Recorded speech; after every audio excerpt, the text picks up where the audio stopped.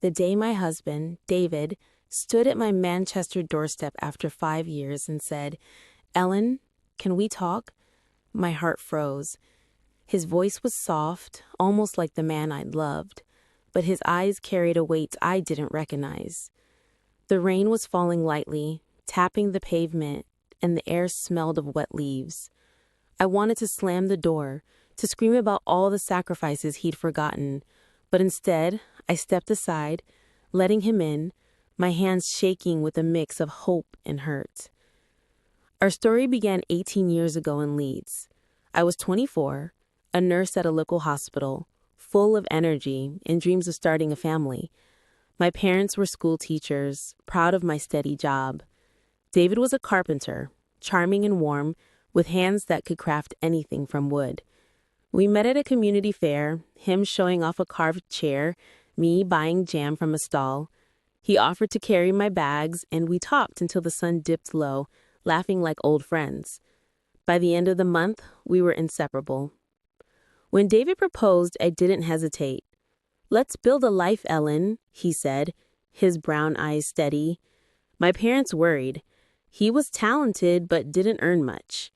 But I saw his heart, his dreams of owning a workshop. I said yes, ready to face anything with him. We moved to Manchester for a fresh start. David got work fixing houses, but he wanted more, a business of his own.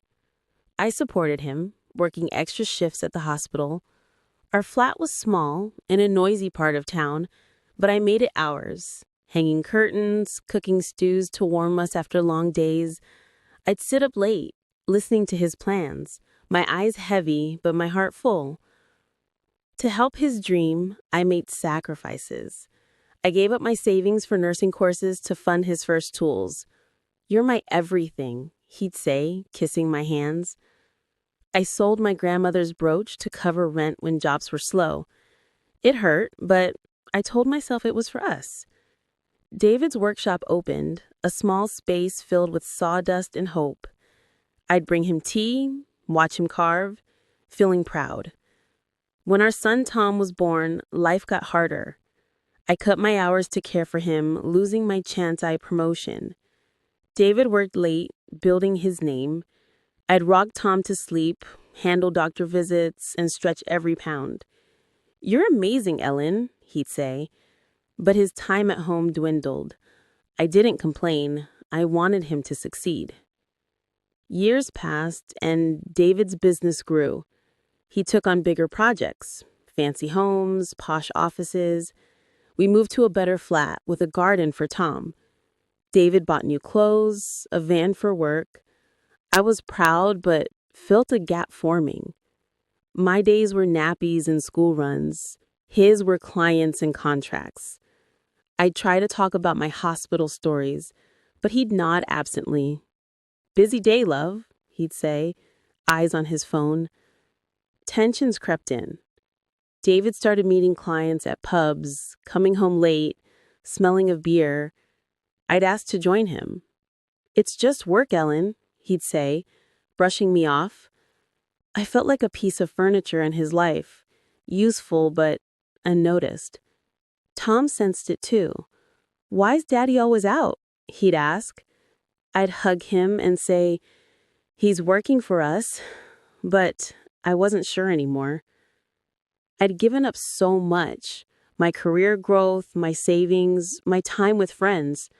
When Tom needed school supplies, I sold my old camera, the one I used to love. David didn't notice. He was too busy, his workshop now a proper business with employees. People called him successful, but at home, he was a stranger. Rumors started. A nurse friend mentioned seeing David with a woman, a client's sister, at a cafe. My heart sank, but I pushed it away.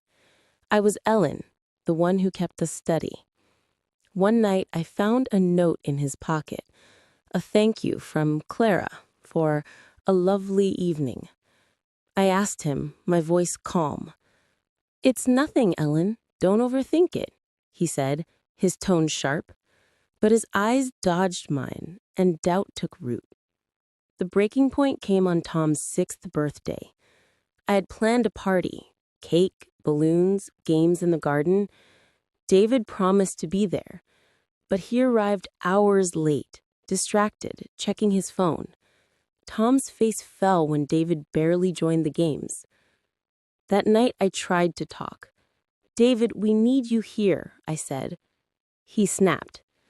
"Ellen, I'm building a future for us. You don't get it. You're stuck in this small life." His words cut deep. "I gave up everything for you," I said, my voice breaking. "My job, my savings, my dreams. And you call me stuck?" He looked away, silent. That silence shattered me. I sent Tom to bed, then sat alone, tears falling quietly. The next morning, David left early. I found another note, Clara's number. I confronted him that night. "Is there someone else?" I asked. He didn't deny it, just sighed. "I need space, Ellen. I'm not happy." My world collapsed. Space? After all I'd done? I didn't yell. I just said, "If you need space, go." He packed a bag and left, saying he'd stay with a friend. Tom cried, and I held him, my heart breaking for us both. The weeks after were a blur. I worked, cared for Tom, smiled through the pain. David called sometimes, checking on Tom, but not me. I felt invisible. Neighbors whispered, and I heard Clara was more than a friend. Betrayal wasn't just her. It was David forgetting every sacrifice, my career, my brooch, my nights alone. I kept going for Tom, but I was fading, my dreams buried under years of giving. One day I looked at old photos, me with my camera, smiling. Who was that woman? I decided to find her. I joined a photography club, borrowing a camera to shoot again. I took evening classes, saved for a new lens. Tom noticed. "You're happy, Mummy," he said. His words lit a spark. Life moved on. I worked hard, got a promotion at the hospital. Tom grew, and we built a routine. School, photos, laughter. David sent money, visited Tom occasionally, but we were strangers. I heard his business was thriving, but Clara was gone. I didn't care. I was rebuilding me. 5 years later, he knocked on my door. I let him in, cautious. He looked older, tired. "I messed up, Ellen. I forgot what mattered. You, Tom, us." He admitted to the affair, said it ended when he realized what he'd lost. "I'm sorry," he whispered, tears in his eyes. I listened, my heart torn. "I carried us, David. Every sacrifice was for you, and you walked away." He nodded, ashamed. "I know. I don't expect forgiveness. I didn't give it, not yet. But we talked, really talked, for hours. He wanted to try again, to be a family. It wasn't easy. Trust was a ghost, fate and fragile. But David stayed, showed up for Tom, helped with dishes, listened to my stories. I kept my photography, my independence.